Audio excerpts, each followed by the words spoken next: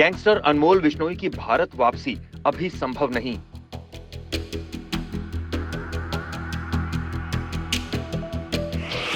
वापसी को लेकर सस्पेंस बरकरार।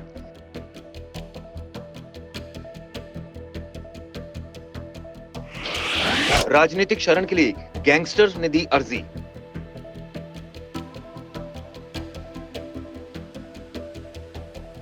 क्या गैंगस्टर अनमोल बिश्नोई की भारत वापसी होगी, इसकी संभावनाएं दूर दूर तक नजर नहीं आ रही हैं। दरअसल गैंगस्टर ने राजनीतिक शरण के लिए अमेरिकी प्रशासन को अर्जी दी है। आपको बता दें कि अमेरिका के इमिग्रेशन एंड कस्टम एनफोर्समेंट विभाग ने पिछले हफ्ते अनमोल बिश्नोई को पकड़ा था।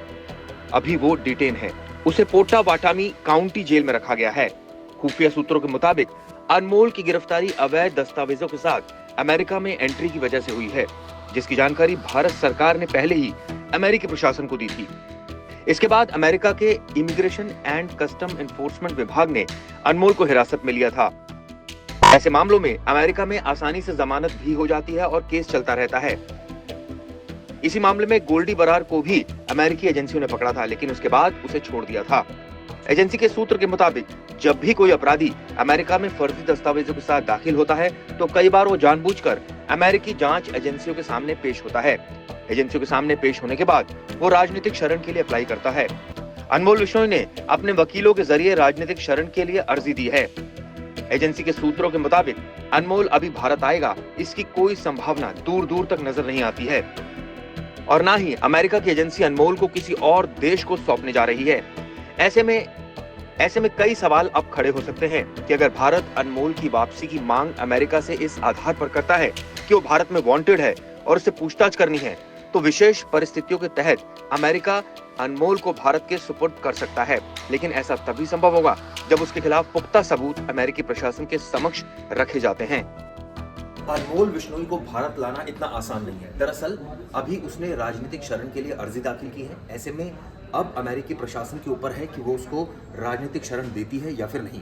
हालांकि भारत ने उसके गुनाहों की पूरी लिस्ट अमेरिका प्रशासन को सौंपी है, लेकिन अड़चन सिर्फ एक नहीं है, कनाडा भी उसकी मांग कर सकता है। ऐसे में ये कहा जा सकता है कि अभी काफ़ी दिनों तक वो यहाँ नहीं आ सकता और ये भी संभव है कि वो हमेशा ना आए, क्योंकि हमने गोल्डी बरार के केस में देखा, उसको भी अमेरिकी प्रशासन ने डिटेन किया था लेकिन बाद में छोड़ दिया था।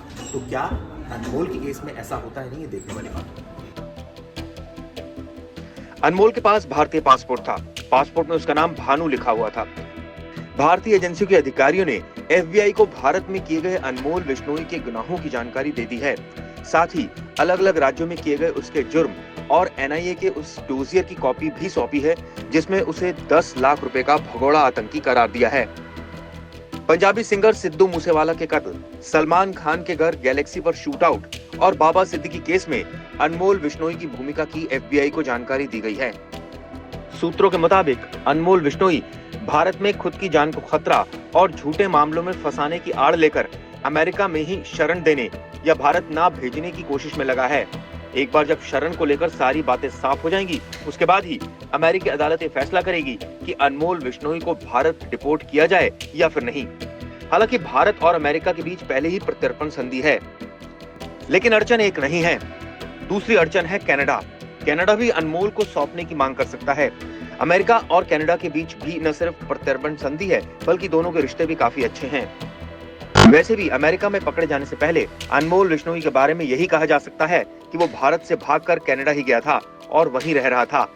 निज्जर हत्याकांड के बाद अनमोल बिश्नोई कनाडा से अमेरिका पहुंच गया था। ऐसे में अब कनाडा उसकी मांग कर सकता है। तो देखना होगा कि इस मामले में अब आखिर अमेरिकी प्रशासन क्या फैसला लेता है।